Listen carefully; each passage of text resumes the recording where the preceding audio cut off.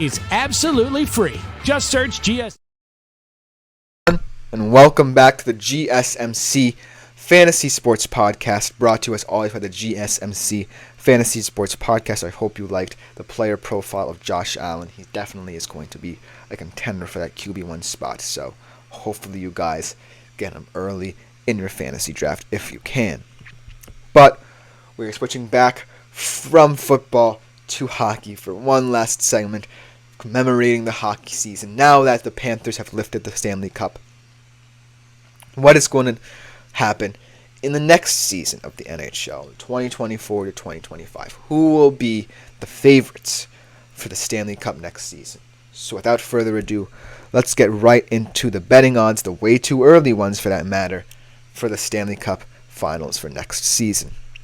Now, as always, you're going to have a lot of different teams around this playoff spectrum circle that definitely are going to be ones to watch as the season goes on.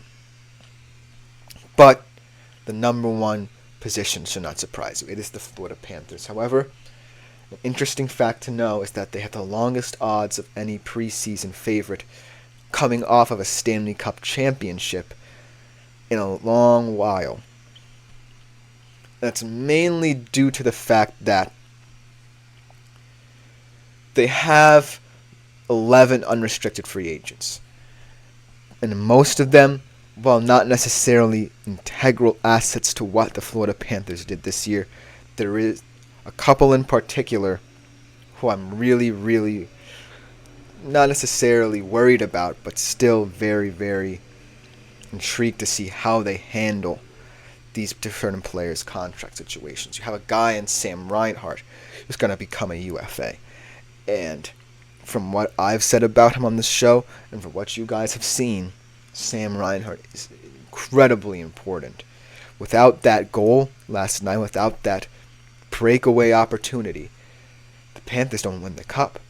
And they might not be as high up on this list as they are right now. And so, for the Florida Panthers, it is all about being able to maintain that structure. If you lose a couple of those unrestricted free agents, guys who you're not necessarily looking to use or retain, that's fine. But you have to retain the big guns. You can't let a guy like Sam Reinhart walk unrestricted from your team because of the fact that you need that core. Sam Reinhart, Alexander Barkov, Matthew Tkachuk, and Carter Verhaeghe are all players that if you're the Florida Panthers, you cannot let go because of the fact you built that core. GM Bill Zito worked hard to create that infrastructure in the Florida Panthers squad to be able to lift their first ever Stanley Cup. And that hard work should not go to waste. But for now, the Florida Panthers are the ones to beat in the NHL for next season. Looking at some other teams on this list, we have three very intriguing teams in the Hurricanes, Colorado Avalanche, and the Stars, all in this plus 950 to plus 1,000 range, who also have some questions, but actually a little bit less than the Panthers because of the fact their unrestricted free agents or free agents are not as integral to their teams as the Panthers. So let's look at the Hurricanes for a second. They certainly have guys like Toivo Teravainen, who's an unrestricted free agent, Brent Pesca, who's an unrestricted free agent, Brady Shea, who certainly can make some noise, but they're not top-line guys. I'm talking about the guys like Sebastian Aho, I think in terms of the Carolina Hurricanes, the disappointing thing with them is that they always get to these nice little points in the postseason where you consider them to be the heavy cup favorite, and then all of a sudden, they lose that. And I think that the key for the Hurricanes is not, stripping this team down. It's building it up because they definitely have one of the best cores in all of the NHL. And you look at them from top to bottom. But they just need that extra depth to get them over the line. I don't know how they're going to find it. I think that they certainly might have to look for either a goalie or some defensemen to shore up their defensive shortcomings in the postseason. But right now, the Hurricanes are looking at a time where their championship window is now. And much like the Edmonton Oilers, it could diminish in any second. It could diminish in a snap. And so the Carolina Hurricanes, look for them to be very busy in the offseason in terms of deciphering what they want to do with this roster. Then you have the Colorado Avalanche, who, when they're healthy, when they're fully fit, are probably the best team in the Western Conference and in the NHL. It kind of shocked me that they didn't get to at least the Western Conference Finals this year because of the fact they already have the core, they already have the cup that was won by this core of players. And looking at the depth they just have from the first line to the third line, it's guys like McKinnon, it's guys like McCarr, it's guys like Ranton, it's guys like Landeskog. They just have such solid depth to them and solid experience. They know what it takes to win a cup, and when you're looking at how long these odds are to start off, I think the Colorado Avalanche might be the bet to win the Stanley Cup next year. Obviously, in the past, they've had a couple injuries that have derailed their seasons. But as we saw in 2022, this team can catch fire, man. They just have such incredible talents. And I just think the sky's the limit for them. Then we look at a Stars team that I really think could have made it to the Stanley Cup final. I think they legitimately were Rupe Hintz away from beating the Edmonton Oilers. If Rupe Hintz were healthy for the entirety of the series, the Dallas Stars could have been in the Stanley Cup Finals and could have pushed the Florida Panthers as much as the Edmonton Oilers did. In terms of the Dallas Stars, it's figuring out how to meld that youth and experience in the squad. I think that the Dallas Stars...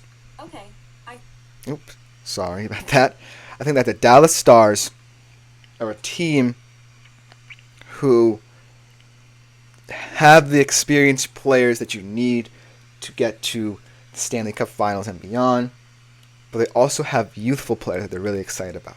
Guys like Jason Robertson, guys like Wyatt Johnston, guys like Thomas Harley, who's also an unrestricted free agent. And so, I think the Dallas Stars need to find a way to transition to that youth, but still make sure that they have key leaders in their locker room to hold them together. Because right now, the Dallas Stars are in a weird place where they're going to contend for years to come, but it's ultimately up to how they frame this young group and how they are able to sustain this young group and get them to become the leaders that they need them to be one of the best teams in the West and in the NHL. And we're looking at the Oilers at plus 1,000. Obviously, the Edmonton Oilers are always going to be active in the postseason to try and find ways in the McDavid and Draisaitl era to get them across the finish line. They were just so close, and I really don't see many ways that this team could improve. Maybe they get another goaltender to compete with Stuart Skinner. Maybe they get some more defensemen, try and get them on bargain deals, team-friendly deals because of McDavid and Draisaitl's huge contracts. But the Edmonton Oilers will still be there in the end of the day. I don't think they're going anywhere. The fact that, yes, they potentially could have been one of the easier paths to the finals in the West goes to show that sometimes you have to get lucky. But the Edmonton Oilers prove that they are a fantastic team whether or not they have to face the gauntlet of the Western Conference. They took the best team, the far superior team in the Stanley Cup Final, the Florida Panthers, to 7 games. And there's a lot to be said about that. And they don't really have any restricted free agents I'm worried about. Guys like Warren Fogle, yes, he's an important aspect, but you know, he's a take it or leave it kind of player. You have guys like Adam Henrique, who you might want to re-sign. He was very vital getting to that point. But overall, you still have a fantastic core. You have an exciting group of young players in Dylan Holloway, and Evan Bouchard, and Philip Broberg, who's only going to grow. So the Edmonton Oilers are not going anywhere. But one team who I really like for their value outside that core of group of contenders, the New Jersey Devils.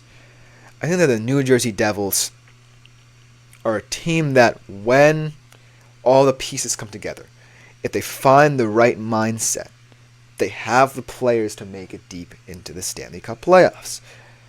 I think that the major concern for the Devils was the fact that their coaching was such a big part of why they were failing. I don't think Lindy Ruff was the guy, and the fact that they fired him way too late did not help them out. But I think that Travis Green shows some nous.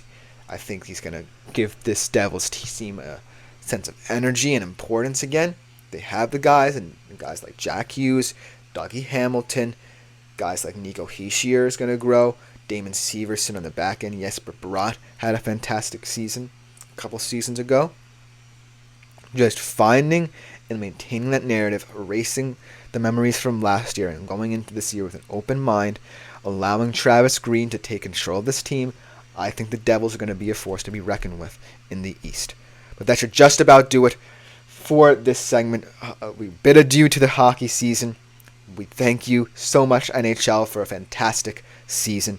But we are going to switch yet again, to the player profile series. We'll be going over the most dynamic QB in the league. It should give you a hint as to who it is. But we will be right back with what should be another fantastic segment for the player profiles on the GSMC Fantasy Sports Podcast.